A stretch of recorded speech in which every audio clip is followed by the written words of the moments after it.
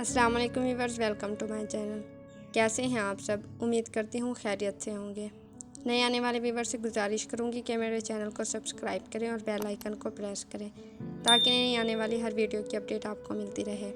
हम पढ़ रहे थे हिजाब नावल, जिसकी राइटर है आमना खान। सर उसके सीने पर रखे वो हाथ से उसकी कमीज़ पे गोल गोल दायरे बना रही थी। जी मेरी मलका, पूछो ना। उसने अपना हाथ उसके बालों पे रखा हल्का सा और उसकी तरफ मुड़ा। कितना प्यार करते हैं आप मुझसे? वो थोड़ा ऊपर हुई, अपनी शर्माई आंखें उसकी तरफ की और मुस्कुराते हुए पूछने लगी, ये आप पूछती हो मलका, जिसकी खातिर वजदान पूरी पूरी रात सोया नहीं है, जिसको उसने सजदों में मांगा है। मेरी मोहब्बत की कोई हद नहीं है मलका, इतनी मोहब्बत करता हूँ, इतनी कि अगर मेरी मलका बोले मर जाओ तो उसी वक्त मर जाए वजदान शाह। अगर मैं मर जाऊँ तो? कुछ देर की खामोशी के बाद उसके दिल पे सर रखे बोला। बोलते ही उसको लगा जो धड़कन वो सुन रही थी वो रुक गई है। उसका गोल दायरे बनाता हाथ वहीं रुका। वो ऊपर हुई, उठ के बैठी। शाहजी, उसने कांपती आवाज़ के साथ उसको बुलाया। उसके मुंह के गिर्द अपने दोनों हाथ रखे। नीचे हुई, उसकी सांसों को महसूस करने लगी, मगर वहाँ तो एक लाश पड़ी थी जिसकी सांसें रुक गई थीं। दिल की धड़कन थम गई थी। मलका, तुम मर गई तो वजदान ऐसे ही मर जाएगा। उसने आंखें खोली, सामने बैठी उस लड़की को देखा जो भूल गई थी उसने क्या कहा था। सामने लेटे शख्स ने उसको अपनी मौत का मंजर बताया था। उसकी आंखों से आंसू गिरने लगे। एक बार फिर उसने उसके दिल पे सर रखा। जो धड़कन थम गई थी एक बार फिर से चलने लगी। उसका दिल एक बार फिर से धड़कने लगा। वो धड़कन सुन के ऊंचा ऊंचा रोने लगी। उसकी सिसकियों की शिद्दत इतनी थी कि पूरे कमरे में उसकी सिसकियाँ सुनाई देने लगी। मलका, नहीं रो मलका। मलका, क्यों रो रही हो? मलका, चुप हो जाओ ना। मलका, क्यों रोती हो? मलका, नहीं रोते ऐसे। वो अपना सर इधर से उधर करने लगा। उसका पूरा वजूद दर्द से कांपने लगा। उसके जिस्म से पसीने की नहरें जारी होने लगी। वो पसीने में नहाने लगा। वो सिसकियाँ और तेज़ होने लगी। मलका, उसने एक ज़ोरदार चीख लगाई और ऊपर होके बैठा। अपने दोनों कानों पे हाथ रखा। जल्दी जल्दी लाइट लगाई। कांपते हाथों के साथ गिलास उठाया और पानी पीने लगा। न जाने उसने कितने ही गिलास पानी पिया था। बेड के पास पड़ा सारा जग उसने खाली कर दिया था। अपने दिल पे हाथ रखे वो पीछे होके लेटा। मलका, तुम मर गई तो वजदान भी मर जाएगा। तुम्हारी मौत की खबर से ही उसकी सांसें रुक जाएंगी, उसके दिल की धड़कन थम जाएगी। मलका, वजदान की सांसों के लिए जीना। उसने कांपते होठों के साथ कहा, फिर कमरा देखने लगा जहाँ उसके सिवा कोई और मौजूद नहीं था। सिर्फ वही था और उसके ख्वाब। उस ख्वाब के बाद वो रात भर सोया नहीं था। उसके दिल में कुछ अजीब सी उलझन थी, कुछ अजीब सी बेचैनी उसको चैन नहीं लेने दे रही थी। वो पूरी रात जागता रहा। कभी बालकनी में जाके खड़ा हो जाता, कभी ज़मीन पे बैठ जाता, कभी चांद को देखता रहता। इस दौरान न जाने उसने कितनी ही सिगरेट की डब्बियाँ खाली की थी। वो इतने सिगरेट पीने लगा था कि उसको लगने लगता उसका अंदर खाली हो गया है, उसके फेफड़े ख़त्म हो चुके हैं। वो ज़मीन पे लेटा ही था कि उसको अजान की आवाज़ सुनाई दी। वो फ़ौरन उठा, वज़ू बनाया और मस्जिद की तरफ निकल पड़ा। रास्ते में जगह जगह उसे लगता जैसे वो गिर रहा है। उसकी टांगें उसका साथ छोड़ने वाली हैं। वो नीम अंधेरे में टकरे खाता हुआ जा रहा था। कभी ज़मीन पे पड़े पत्थर से अटक जाता और नीचे गिर जाता। उसको लगा जैसे उसको जानबूझ के गिराया जा रहा है, उसको जानबूझ के ज़ईफ़ किया जा रहा है। उसको अंदाज़ा हो गया था वो अपनी जवानी में ही सदियों पुराना हो गया है। उसकी उम्र के मर्द तो अभी हंसते हैं, खेलते हैं, मगर उसकी हंसी इतनी बेमानी क्यों हो गई है? उसका वजूद इतना ज़ईफ़ क्यों हो गया था? क्या अभी उसकी उम्र है छोटे छोटे पत्थरों के साथ टकरा कर गिर जाने की? क्या ये उम्र उसकी गिरने वाली है? वो तो 1000 लोगों को सहारा दिए हुए है। उसका एक वजूद ना जाने कितने ही घरों का चूल्हा जलाता है। कितने ही लोग उस एक वजूद की बदौलत पढ़ते हैं। कितनी ही बेटियों की शादी उस एक वजूद के होने से होती है। वो तो कभी मांगने वालों को खाली हाथ नहीं लौटाता। इज्जत से बगैर दुनिया को बताए इतने काम करता है। हज़ारों लोगों की दुआएं लेता है। फिर वो कैसे इन ठोकरों से गिर रहा है? फिर वो कैसे अपना वजूद घसीट घसीट के मस्जिद तक पहुंचा रहा है? क्या ये वही वजदान है जिसके चेहरे से मुस्कुराहट कभी मद्धम नहीं हुई? क्या ये वही वजदान है जो अपने साथ साथ हज़ारों लोगों को हंसने पर मजबूर कर देता था? क्या ये वही वजदान है जो महफिल की जान हुआ करता था? या अल्लाह, मुझे बस मस्जिद के गेट तक पहुंचा दे, उससे पहले मेरी सांसें ना रोकना। उसने गली की दीवार के साथ हाथ लगाते हुए कहा, जिसका रास्ता मस्जिद के गेट तक जाता था। वो एक एक कदम गली की दीवार का सहारा लिए उठा रहा था, जैसे कोई बूढ़ा, बहुत बूढ़ा इंसान मस्जिद तक पहुंचने की कोशिश कर रहा हो। वो 2 मिनट का सफ़र उसको मीलों के बराबर लग रहा था। जैसे वो चलते चलते बहुत थक गया हो, इतना थक गया हो कि अब ऐसा मकाम चाहता हो जहाँ वो कुछ देर बैठ जाए, कुछ देर उसको सुकून मिल जाए। मस्जिद के दरवाजे तक पहुँचते ही उसने लंबी लंबी सांसें ली, जैसे वो लंबा सफ़र तय करके आया हो, बहुत थक गया हो। वजदान, मौलवी साहब ने उसको मस्जिद के दरवाजे के साथ टेक लगाए देखा, जो कुछ ही लम्हों में वहीं बैठने वाला था, उस दरवाजे के बिल्कुल सामने। क्या हुआ है वजदान? उन्होंने उसको अपने बाजू का सहारा दिया, जो गिरने को था, जिसकी आंखें बंद होने को थीं। अंदर आओ वजदान। उन्होंने अपने बाजू के सहारों से लाते हुए उसको किसी तरह मस्जिद के अंदर किया। उसको लगा मस्जिद में कदम रखते ही उसके दिल में सुकून उतर आया है, उसके बेजान जिस्म में जान वापस आई है। मौलवी साहब, मैं ठीक हूँ अब। उसने अपने दिल पे हाथ रखते हुए खुद चलना शुरू किया। वो आहिस्ता आहिस्ता चलता हुआ मिंबर शरीफ तक पहुँचा, जहाँ मौलवी साहब बैठा करते थे, और वो उनके पैरों के पास बैठा करता। कभी कभी अकीदत से उनके पाँव भी दबा लेता, जैसे कोई छोटा किसी बुजुर्ग के पास बैठा हो, उनकी बातें सुन रहा हो और साथ उस बुजुर्ग के पाँव दबा रहा हो। क्या हुआ है वजदान?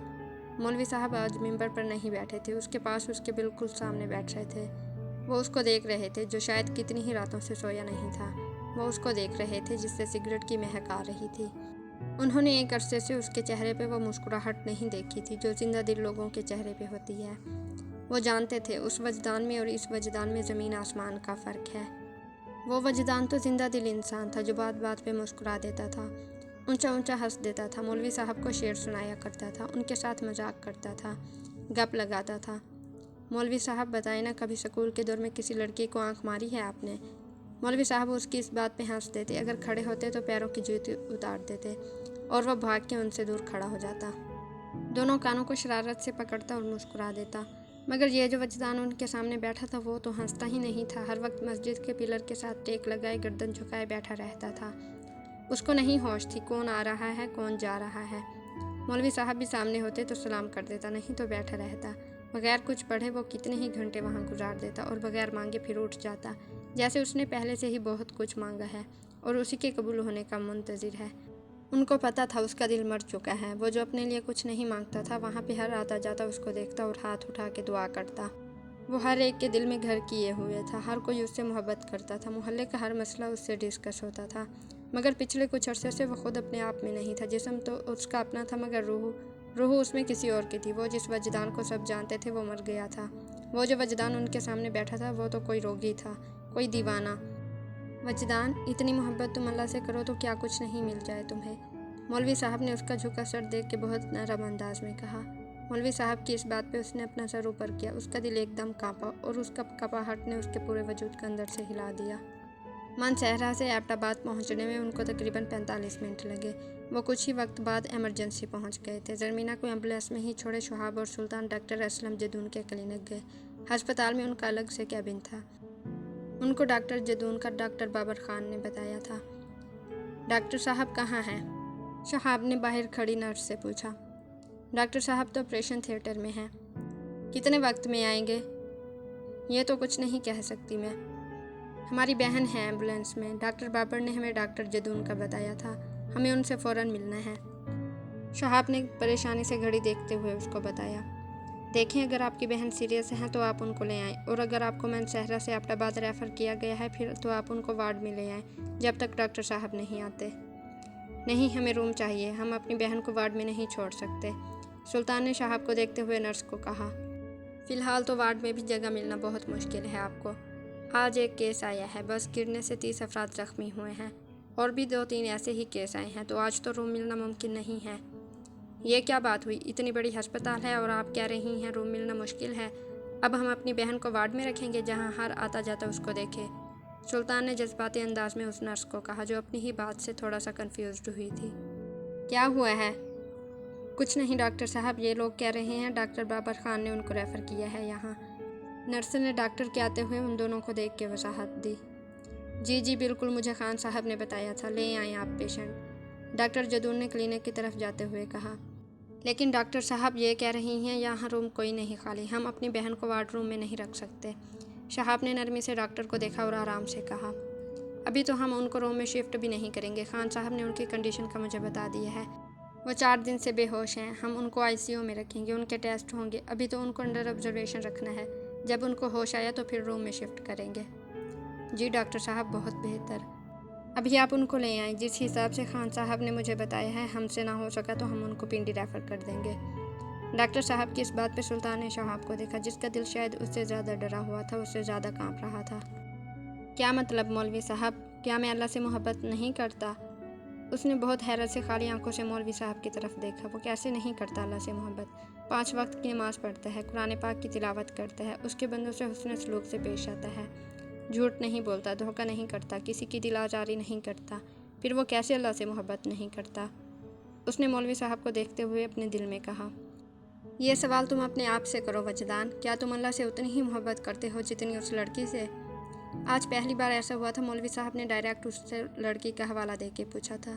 وہ ہمیشہ ڈھکے چھپے الفاظ میں ایک دوسرے سے گفتگو کرتے تھے، مگر آج مولوی صاحب نے کوئی لحاظ نہیں رکھا تھا، اس سے منہ پہ پوچھا تھا۔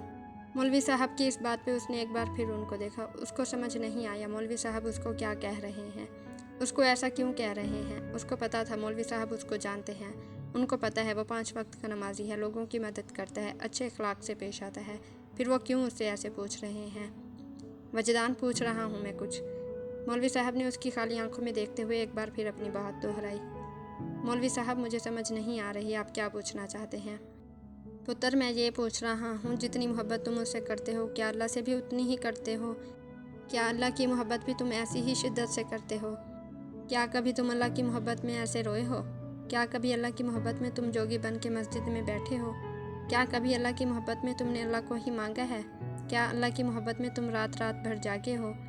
مولوی صاحب اس سے پوچھتے گئے اور وہ ان کو بغیر پلک جھپکے دیکھتا رہا۔ اس نے اپنی آنکھیں بند کی۔ اس کو کبھی ایک لمحہ بھی ایسا نہیں یاد آیا جب وہ اللہ کی محبت میں رویا ہو، جب وہ اللہ کی محبت میں رات رات بھر جاگا ہو، جب اس نے اللہ کی خوشی کے لیے اپنی نیند قربان کی ہو، ان کی حمد و ثنا کی ہو، اس نے اللہ سے اللہ کو ہی مانگا ہو۔ اس کے دل میں ندامت آنے لگی، آنکھوں میں نمی آئی، ہونٹوں پہ ایک مکمل خاموشی چھا گئی۔ اس کے پاس بولنے کے لیے کچھ نہیں تھا، اس کے پاس مولوی صاحب کی کسی بات کا کوئی جواب نہیں تھا۔ وہ کیا کہتا ان کو؟ وہ تو ایک لڑکی کی محبت میں جوگی بنا پھرتا ہے، وہ تو اللہ سے ایک لڑکی کو مانگتا ہے۔ اس نے تو کبھی نہیں کہا اللہ مجھے اپنی محبت دے دے، اللہ مجھے تو ہی چاہیے، مجھے تیرے سوا اور کوئی نہیں چاہیے۔ خاموش کیوں ہو گئے وجی؟ کوئی جواب نہیں ہے تمہارے پاس؟ مولوی صاحب نے اس کا جھکا سر کانپتے ہونٹ دیکھ لیے تھے، ان کو اپنا جواب مل گیا تھا۔ وجی، جب تم محبوب سے زیادہ کسی کو چاہو گے تو اس سے کس منہ سے مانگو گے کچھ؟ مولوی صاحب نے اس کے دل پہ دوسرا وار کیا، اس کو بہت غور سے دیکھا جو اب بھی نظریں جھکائے بیٹھا تھا۔ وجی، تم مجھے بتاؤ، تمہیں اگر کسی سے کچھ چاہیے ہو، تمہیں پتہ ہو اس کے سوا کوئی تمہیں وہ چیز نہیں دے سکتا، اور تم اس سے محبت ہی نہ کرو، تو تمہیں کیا لگتا ہے وہ تمہیں وہ چیز دے گا؟ وجی، وہ تو رب کائنات ہے، پوری کائنات کا رب، جس نے یہ پوری دنیا بنائی ہے، جس نے ہمیں کیا کچھ نہیں دیا، جس کی ایک ایک سانس کا ہم شکر نہیں ادا کر سکتے، وہ ہم سے بدلے میں کیا مانگتا ہے؟ فقط محبت۔ اور ہم کیا کرتے ہیں وجی؟ اس کی محبت اس کے مخلوق کے ایک بندے کو وقف کر دیتے ہیں اور پھر اس سے محبت مانگتے ہیں۔ وجی، ایک بات یاد رکھو، اللہ رب العزت اپنی محبت میں شراکت کبھی بھی برداشت نہیں کرتا۔